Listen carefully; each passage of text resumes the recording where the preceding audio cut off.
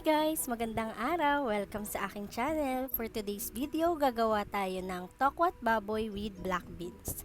Ito ang ating mga sangkap na kailangan. Una, suka, toyo, mantika, ang ating black beans or tausi, tokwa, baboy cut into cubes, minced garlic, chopped onion, luya, at kinchay. Bukod dito ay gagamit din tayo ng cornstarch at water. Magsimula na tayo sa pamamagitan ng pag-iinit ng ating kawali. Pagkatapos ay ilagay natin ng mantika. Kapag mainit na ito, ay simulan na natin i-fry ang ating tofu.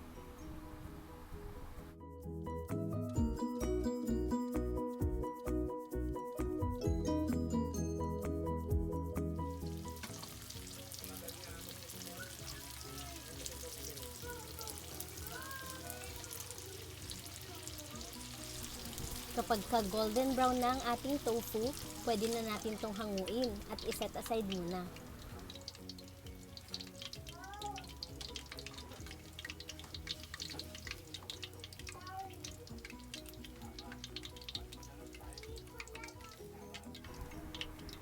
Kapag naprito na natin lahat ng ating tofu, ay hihiwain natin to into cubes.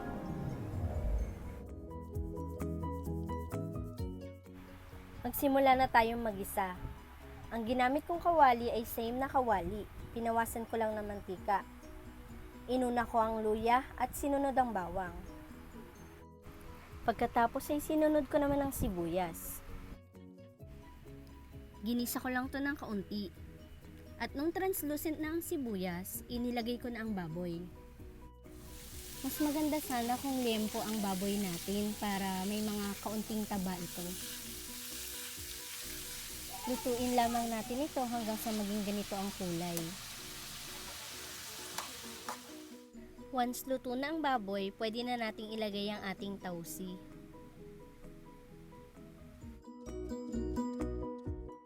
Dahil nakukulangan pa rin ako sa tausi, inubos ko na ang isang pakete.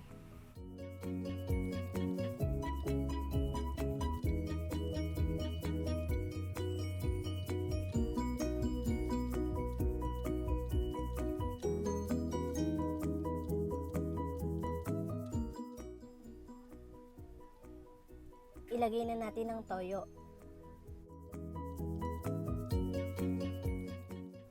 Pagkatapos ay isunod natin ang suka.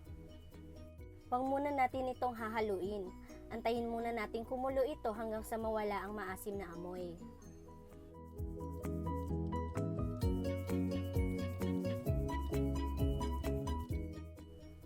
Kapag wala na yung maasim na amoy, haluin na natin ito. Pagkatapos, isunod na nating ilagay ang tubig.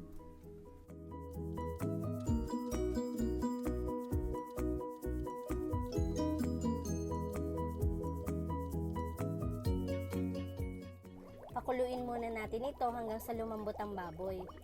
Pagkatapos, ilalagay na natin ang cornstarch na hinalo sa tubig.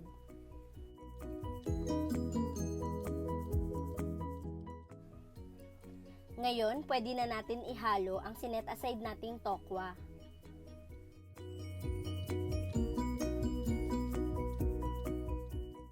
I-mix lang natin to ng kaunti.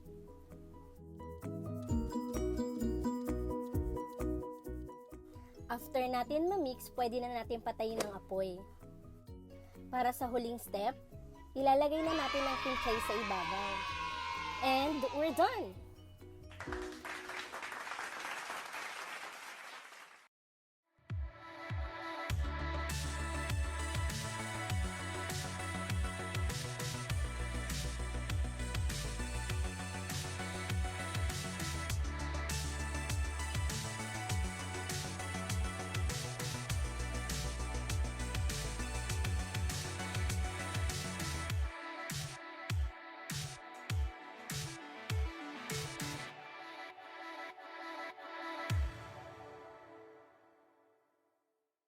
Tara, kain!